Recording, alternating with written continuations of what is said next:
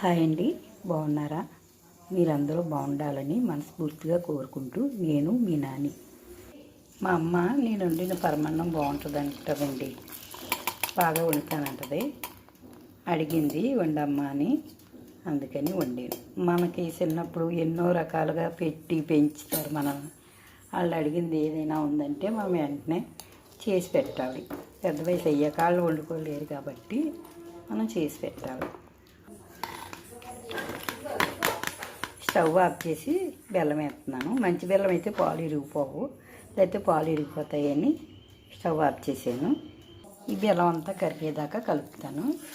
పాలు ఇరిగిపోతే మళ్ళీ స్టవ్ పైన పెడతాను. ఓయమ్మా నా బుడ్డి మనవరాలు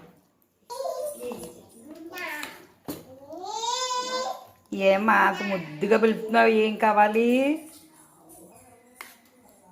బెల్లం అన్నీ వేసుకున్నాక చిటికడి సాల్ట్ వేసుకుని కలుపుకుంటే మంచి టేస్ట్ ఉంటుంది. మన పిల్లల మీద మనం ఎన్ని ఆశలు పెట్టి పెంచుకుంటామో అలాగే మన తల్లిదండ్రులు కూడా మన మీద ఎన్ని ఆశలు పెట్టుకుని పెంచుకుంటారు. వాళ్ళకి వృద్ధాప్యం వచ్చేటప్పటికి మనం సంటి పిల్లల్లా చూడాలి. నాకైతే నా మనసుకు అలాగే అనిపిస్తుందండి. మా అమ్మమ్మ వాళ్ళని కూడా అలాగే చూసేదాన్ని. మా అమ్మ కూడా నాకు అలాగే ఇష్టం. మా నాన్నగారు అన్న మా అమ్మ అన్న, కానీ నాన్నగారు లేరు, అమ్మ ఉంది. అమ్మని అలాగే చూసుకుంటాను.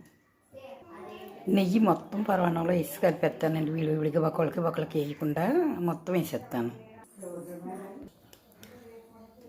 ఇదిగోండి, ఈ కొంచెం తింటే గొప్పే, ఇది కూడా తిందు, సగం తింటుంది అంతే దీంట్లో.